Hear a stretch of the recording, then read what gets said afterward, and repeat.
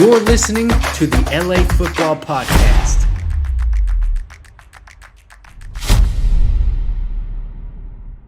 What's happening, Los Angeles USC Trojan football fans? Welcome to the LA Football Show right here on the LA Football Network. Our city, our network. Make sure to like and subscribe, please, to the show. Wherever you listen, wherever you get your podcasts, Apple, Spotify, TuneIn. You're going to search Believe in LA Football or LA Football Show. We're also on YouTube. LAFB Network is the main channel. We have a USC specific channel. We have one for all teams, but USC LAFB is how you can find that. Or, of course, the website is where everything always is, LAFBnetwork.com.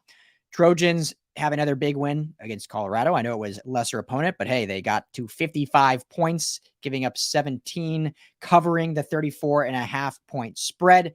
We're going to get all into it. Joined as always, USC alum, the Madman, Jamal Madney. What's up, brother? How we doing? Doing well, Rye. Excited. We're upon the Victory Bell week is upon us. So excited to reflect back on this game on Friday night. Bittersweet, certainly. Happy to get the win, but it came at a very heavy price, and excited to jump into it. Yeah, you said it, a very costly injury to Travis Dye, which we will get into here in a minute. First, got to mention sponsor of the show, betonline.ag. Head to betonline.ag today on your mobile device or your desktop. Use the promo code BELIEVE. That's BLEAV. You're going to get a 50% welcome bonus on your first time deposit, so you can bet on the games this weekend. So get into it now. Victory Bell game this weekend. I think USC opened, what is a 1.5 point favorite? Is that what I saw? Yeah, it's been fluctuating from kind of 1.5 to 2.5, got all the way up to 3, then went back down. So I think it's going to be in that 1.5 to 3 range over the course of this week, which is very exciting. Extremely exciting. So go ahead. Like I said, betonline.ag. You can sign up, promo code BELIEVE, and you can bet on this great game. Tell them the guys at the LA Football Network sent you. Speaking of the Victory Bell game, obviously later in the week is where we're doing our matchups. We're not going to talk too much about the UCLA matchup. I know it's UCLA week, so that's the whole focus of the whole school, which, as it should be, one of the best rivalries in all of sports. But I want to mention we're doing a special Victory Bell selection show. We're on episode 3 this week. We are doing episode 4 will culminate at the Rose Bowl live in person at the tailgate. So we've done episode 1, 2, kind of about the past Victory Bell games, what the season has been so far. And then this week's show will be a true preview of the game. And then obviously on Saturday, we'll be live in person. So Victory Bell selection show. It's on podcast platforms. It's on YouTube or on LAFBnetwork.com. So go check that out for some more in-depth stuff about this great rivalry. But we're going to talk a little bit, Jamal, about obviously a little bit about the Colorado game, how this team looked, kind of thoughts on it. We'll talk about the Travis Dye injury. But then I really want to spend most of our time kind of chatting about kind of what's in front of USC. And again, we're not going to get ahead of ourselves, but with the losses that transpired in the Pac-12, kind of what USC needs to do, but also needs to have happen for them to ultimately get to the college football playoff, which there is a path. So we'll get to that. But first, we were at the Coliseum. It was a nice chilly night, Friday evening game, which are always tough in the city of Los Angeles. But, got a good crowd in there. They were late per LA usual, fashionably late. But the stadium did fill out, had a lot of fun. And just like the fans were fashionably late, the USC offense was fashionably late, but they showed up from the second quarter and beyond. Your initial thoughts from this game, Jamal? Yeah, Ryan, I was pretty disappointed in the performance, all things considered, especially given the flat performance against Cal and all of the conversation around this emphasis about starting fast and putting a complete game together. To be down 3-2 at the end of the first quarter against arguably the worst team in America at home, very, very disappointing. I thought there was a fumble there. There were a couple of penalties there. Even at 16-3, even pushing the lead towards halftime looked like a very uneven performance. It was again a result of Colorado's inability to move the ball that gave USC enough possessions to end up putting a big number on the board. But when you look at scoring possessions versus punts, the last 2 weeks where USC was at around 60% of their drives, 60 to 70% of their drives were scoring drives up until 2 weeks ago. that number now is hovering around 50 and below. You can see there's been a step back. And I think it's the product of the injuries catching up. It's the product of a lack of focus, because knowing that you're just so much better than the teams that you're playing against. And I'm seeing more bad habits that is concerning me moving forward. But having said that, a win is a win. I really thought the Travis Dye injury just sucked the air out of the building, the energy out of the building. I think the team was in total shell shock, truthfully.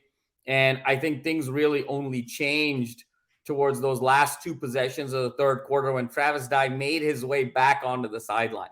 And when the rest of the team saw Travis Dye in crutches, but looked at him, he looked like he was in good spirits. And then there was this acknowledgement of, okay, it's okay to sort of enjoy ourselves now and play football and be aggressive.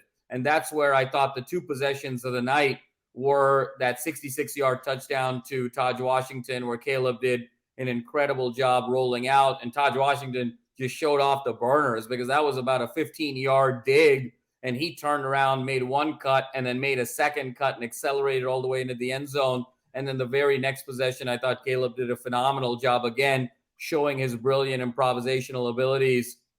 And at the last second, that little flip pass, that little flip shovel pass to Austin Jones that got him into the end zone. And you could see the conscious effort by the Trojans, in particular in that third quarter, to get Austin Jones the ball, to get him a lot of touches, to get him a lot of reps, knowing that he's going to play a very significant piece in this Victory Bell game here coming up. So overall, I thought it was an uneven performance, one that I was not particularly happy with on the offensive side, but I thought the star of the game was Tuli Tuipulotu, with, again, the 3 tackles, 2.5 sacks, now bringing his total up to 11.5 sacks on the season, Ryan. He's second in the nation now in sacks, and the most sacks in a single season for a USC Trojan since Kenechi Udeze in 2003, where he had the 16.5 sacks in the 2003 season, which was the first Pete Carroll National Championship team, and that defensive line was called Wild Bunch 2. So Tuipulotu putting together such an impressive season. And then Calen Bullock, again, another terrific interception. So I thought those two individuals in particular were standouts. But overall, Ryan, it was an uneven performance, not one I'm happy with at all. A win is a win. We move on, but lots to clean up for this Victory Bell game. Yeah, I mean, you're definitely can't beat UCLA by scoring 3 points in the first quarter. So definitely not great. I will say on the positive end, I liked how they responded, at least in the second and the third. And obviously a lot of the backups got in there in the fourth, and you saw some good drives out of Miller Moss. But yeah, I agree with everything you said. I think that we were really wanting a complete football game. Like you mentioned, I don't need to get into everything else because you said it great, but it just, it was sloppy in the beginning. You could see right before half. I don't know if you saw that video going around of Caleb Williams almost like losing his mind on the sidelines. And, I love seeing that passion because he knew they were not playing up to their standards. Even at that point, they were winning 26-3. I think they had kind of put together some stuff finally on offense. But still just, I think there was a sloppiness, a lack of motivation almost, if you will. I don't think necessarily they looked past Colorado UCLA, but it definitely had feelings of undersold themselves in this game, if that makes sense. Kind of just knew they could sleepwalk through it and get the win. And when they finally did wake up from that sleepwalk, which unfortunately kind of came after the Travis Dye injury, that's when they kind of finally put on their burners. So definitely, not a great performance, but anytime you put up 55 points and it's not a great performance, I think that bodes well. Now you have to do that and put up probably 65 points next week if you want to beat UCLA. The one other positive I will say, and it's not saying much considering Colorado, but holding JT Shrout to 124 yards passing, they had under 250 yards of total offense. So, Colorado, so what? But you still want to see that at least, and especially with what Cal did in the air, who was not a necessarily an air assault team, and they just picked them apart. It was good to see at least they adjusted on that and held Colorado to only 124 yards passing. So some improvement there. It's still going to be extremely important if Eric Gentry can be back and whatnot. And and a lot of different adjustments need to be made. And I think the extra day of practice hopefully will help after playing on a Friday night. So I'm with you. I was not super, super pleased, but hey, if you're not super pleased and they score 55, at least you're in a good spot. Ryan, I think we have to sort of take the big picture in mind. This time last year, this team was 4-8.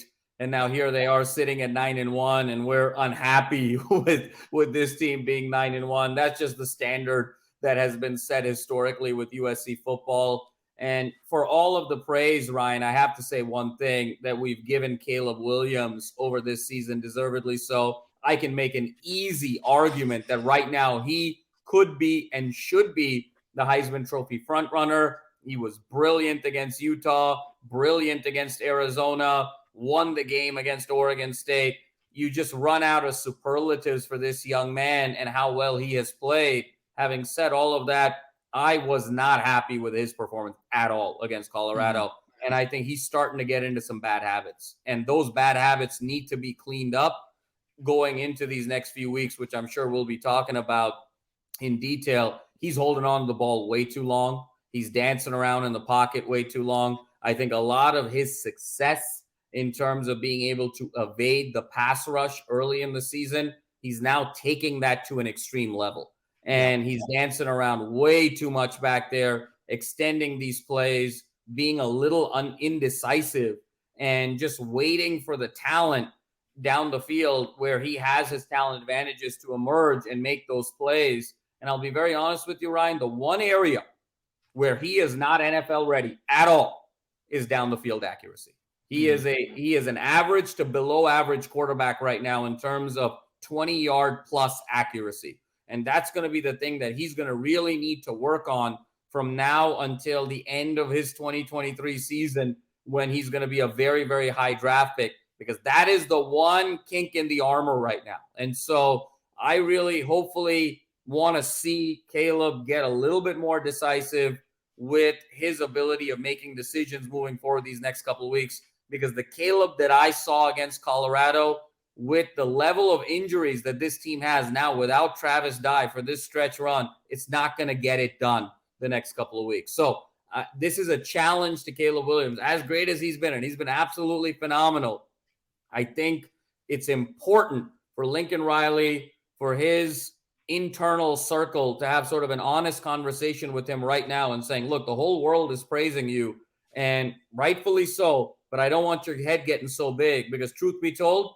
you had a B- performance last Saturday night. And I hope Lincoln Riley and the coaching staff has enough of a candid relationship and an honest relationship with him to be able to nip that in the bud, to make sure that he's an A player moving forward and is the player that he is and that we all know that he is moving forward. I'm so glad you brought that up, and it's such a true point. So I'm glad we got to touch on it, because I was thinking of that during the game, but didn't think to say it. And, you've done, I can't remember if it was on this show or on the Victory Bell, but you've kind of compared the two quarterbacks here in LA, DTR and Caleb Williams, DTR to Steph Curry and Caleb, did I say that? Caleb Williams to Steph Curry, DTR to Russell Westbrook. And I think a lot of that comparison was more the personality, the leadership styles, the intensity. But in this game, Caleb Williams played like Russell Westbrook, just kind of all over the place, really not distributing, like not trusting his teammates to do their job, trying to do everything on his own. And to your point, what you were saying, I almost can't remember a single completion that was thrown from the pocket. Almost every time it was three 5-step drop, bounce, take off and run. And it wasn't necessarily because Colorado was getting crazy good pressure. I think it was just the indecisiveness, like you said. I think a lot of the play calling, and Lincoln Riley, one of the best in the business, but if we're being almost every play just seemed like all verts, like guys just running 20-yard routes. And there wasn't a lot of underneath stuff. The only times they got underneath stuff was when Kyle Ford broke off his route and was just then screaming across the field wide open as a kind of a broken play once Caleb got out of the pocket. So I 100% agree. I would love to see that decisiveness. Okay, here's my read. Here's my second read. Then I'll escape the pocket. But if the pressure's not there, the fact that he's bouncing out so quickly and he's making it look so much fun, it's great for the brand. But yeah, to get to that next level for him as a player, but also for USC as a team, need to have more pocket presence, awareness, and be able to create plays quickly and decisively, and most importantly, not put his body in harm's way, because he's starting to take some shots now in doing this. And he's so athletic, so gifted, and it hasn't hurt them because they've won these football games. But if they were, which we'll kind of turn the conversation to now, if they were going to get to this college football playoff and have to go up against a Georgia, you take shots like that in 2 quarters of football, he might not be playing in the second half. So it's going to definitely have to be improvement, like you were saying. And I think on Lincoln Riley's behalf as well in play calling, to kind of give some option routes that don't take so long to develop. Like, we need to see some stuff that we saw a lot in the beginning of the year, where it was just, it looked so effortless. 3-step drop, boom, hit a nice little fade route, hit a little corner cross, hit a post route on a 4-yard seam. So I think the combination of both them need to do that. And obviously getting your star receivers back will help. Last thing I'll say on that is, it looked to me, Jamal, like Jordan Addison played this football game, but it looked to me like he was more out there just to kind of get his legs warm and run routes. They obviously got 1 catch for 2 yards at the very beginning of the game. And after that, literally every route he ran was a 30+ yard route combination, kind of almost like Lincoln saying, hey, if the contain breaks and you're open, great, we'll hit you. If not, like, I just want you to get your legs under you and run, not put you in harm's way, and not do those underneath routes where you're going to have 2 linebackers bearing down on you. So that was kind of my thoughts on Jordan Addison as they get him ready, because they will need him in this UCLA game. No question, Ryan. And now it's all about health. And the one thing that couldn't happen, because they were playing 1-8 Colorado, now 1-9 Colorado. No disrespect to Colorado, but that's like playing against air. That's the kind of season Colorado is at, and sort of the state of their program. The one thing that couldn't happen happened, and that was arguably the most indispensable piece of this offense is now out for the season in Travis Dye. And so the big question going into this week is, who are you going to get and what are you going to get from them? And so in the backfield now, it's going to be Austin Jones and Raleek Brown. The receivers, yes, Jordan Addison got some run. To your point, he was a glorified track star out there, just sort of getting some reps in. How close to 100% is he going to be next week? How close to 100% is Mario Williams going to be next week? How close to 100% is Eric Gentry going to be next week? And so those are going to be the pivotal questions as we go into game week with this UCLA game, of where SC is going to be and needs to be, because they have to be, I know UCLA laid an egg against Arizona, but just matchup wise, they are going to need to be close to 100% healthy to be able to win this game and get to where they want to go in terms of a CFP berth. Without these critical pieces being 100% healthy, I don't care how great Caleb Williams is, to be able to have to win 3 consecutive ranked games against the 16th ranked UCLA, against a top 20 Notre Dame team, and another top 15 Oregon team, Caleb's going to need some help. Yeah. All right. So let's talk big picture and we'll wrap this up, because we'll have a lot of stuff to talk about throughout the rest of the week leading up to this big Victory Bell game. So looking big picture, currently they sit at 7 in the AP poll. I would assume when the college football rankings come out on Tuesday, it'll be very similar. They're currently 8. I would assume they'll be 8, 7, maybe 6, but I think that's probably unlikely. So they'll probably be sitting right around this 7 range. Obviously, Oregon lost, and obviously UCLA lost, but they were behind them. And then you didn't have really anyone else in front of them. TCU won, Ohio State, Michigan won. They'll play each other, but we'll see what happens there. Tennessee's still in front of them. They won, and their rest of the season is pretty much set. TCU, their rest of the season, they play Baylor and Iowa State at home. So, I mean, they're probably not going to lose. So, big picture, I'll ask you this. How likely, when we talked about that, I think we talked about this last week too, but now that we're closer to it, how likely do you think it is that USC can get in the college football playoff? And B, Jamal, is that in USC's best interest? Or would it almost be better for them to get snubbed, have that, didn't get in because of losses, they just got snubbed, and now they can go out, dominate potentially in the Rose Bowl, and come in the next year with a Rose Bowl victory and a college football playoff snubbing being in the Pac-12? What do you think plays out? But I'll let you answer. Great questions, Ryan. I think nationally, when we look at big picture here, I look at the CFP right now, and obviously things can change week over week as they always do in college football. I look at it as the big 3 and the next 3. And when you look at the big 3 right now, it has to be Georgia, the Ohio State, Michigan winner, and TCU. Those are three teams where it doesn't matter what anyone else does. If they win out, they're in. Yep. Now the conversation becomes, okay, for that fourth and final spot, you're going to have the Ohio State, Michigan one-loss loser, Tennessee, who's potentially going to end up 11-1, but not get in. Obviously, they're not going to be participating in the SEC championship game. They're sitting at 11-1, and now a USC team. So the choice is going to be between those three teams. Now, and LSU. USC, I think LSU will ultimately lose to Georgia, Ryan, and go to 3 losses, and they're going to be a non-factor. And so for me, it's going to be, well, the Ohio State, Michigan loser and Tennessee didn't win their conferences. And if USC wins with 1 loss and wins the Pac-12, and I think with the collection of 3 games that they have here, with UCLA, with Notre Dame, with Oregon, being all top 25, top 20 teams, I think that ultimately, that resume will get USC into the college football playoff, especially if they can win one of those 3 games in a real convincing fashion. I think the combination of wanting to see Lincoln Riley and Caleb Williams in the playoff year 1, with then having 3 top 20 wins. Remember, USC right now has 0 top 25 wins. Mm-hmm. So these last 3 games are the critical pieces to build out that resume. I think if USC can win these 3 games, I personally feel they will be picked over Tennessee and the Ohio State, Michigan loser. I think the Big Ten is so weak this year that ultimately, you don't win that conference. I don't think you can justify anything else. Only Penn State really has been consistently ranked. And if you look at the Big Ten West, I mean, the other side of the division with Illinois and Wisconsin, oh my God, it's a mess over there. So I think that loser essentially eliminates themselves. And then I think you got to sit there and say, okay, look, I understand the SEC bias, but now you have a team that's sitting here with 1 loss, with 3 top 25 wins, and another team with 1 loss and 3 top 25 wins. But this team did not even get to their conference championship game. And now you're sitting with the Pac-12 team that won their conference outright.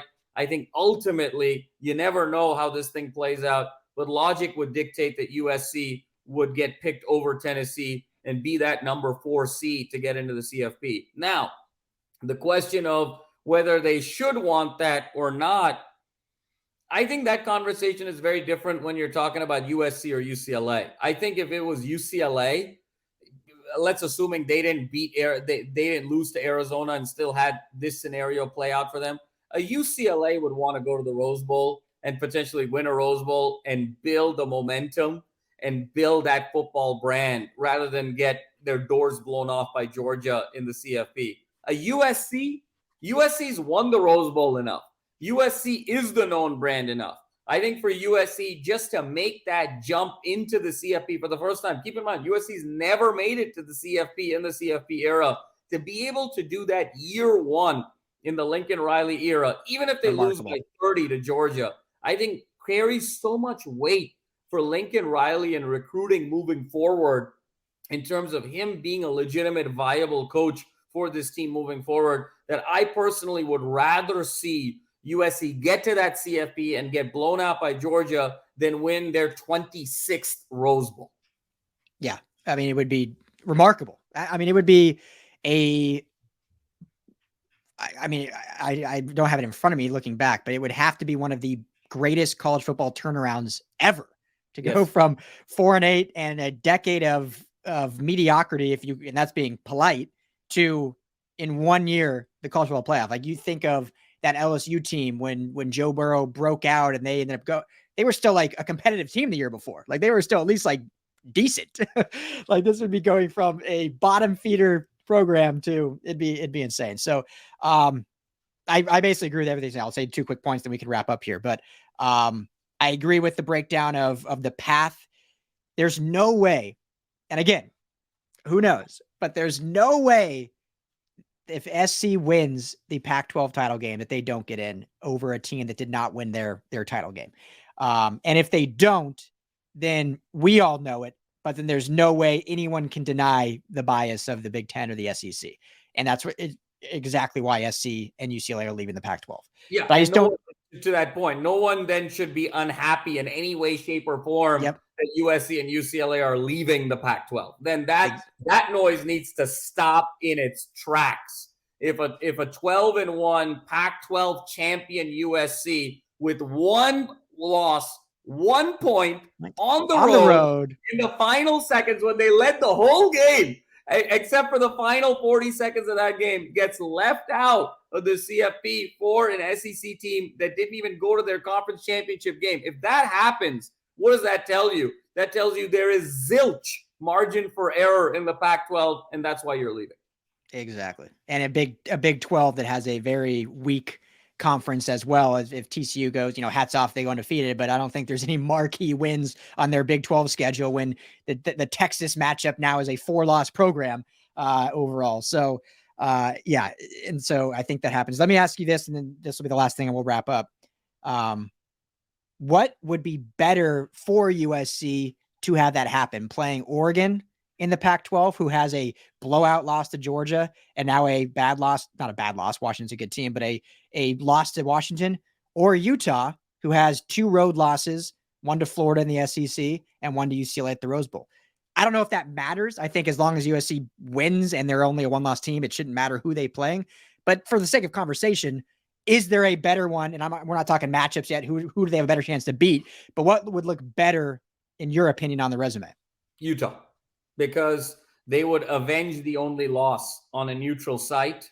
And then the argument of them playing on the road and barely losing by 1 holds all the weight in the world, because then on a neutral site, if you come and you beat Utah soundly, then you've beaten everybody you've played. And so you're as close to undefeated as possible without actually being undefeated and being a Pac-12 champion. So for me, I think it's pretty clearly it would be better for USC that it would be Utah. But again, it should not matter. Yeah, 100%. I think for us, for the fan base too, it would be fun to be able to beat Utah and say, okay, we avenged it and got it back and made it happen. And, hey, we didn't get too rough in the passer calls, and hey, look, we won by 3 touchdowns. So we'll see what happens. But yeah, that'll do it for the show. Gotta win. Not the prettiest of wins, but 55-17. They move to 9-1 on the season. We will see where they rank in the college football playoff on Tuesday night. But as of now, they are 7 in the AP poll. So it'll probably be somewhere around there. Biggest week of the year. It is the UCLA week. Battle for the Victory Bell. We will have tons of content involved in this game. The Victory Bell Show podcast will do previews here. We'll have the live show at the Rose Bowl. So any Trojans fans out there, come say what up. You can text us. Text Trojans to 31032. You'll join our exclusive community, but we'll also send out all the info for what we're doing at the game. Hit us up on Twitter at Ryan Dyrud, LAFB, at LAFB Jams, or the main account at LAFB Network. We'd love for you guys to come by our tailgate. We got 3 spots out there on the golf course. We're doing it big. We're going to have a lot of fun. We'd love to meet the fans. So please come by and say what up. But for Jamal Madney, I'm Ryan Dyrud. This is the LA Football Show. Trojan Huddle. Everyone enjoy your week. Have a blast with all the festivities surrounding this great rivalry, and we'll talk to y'all here soon.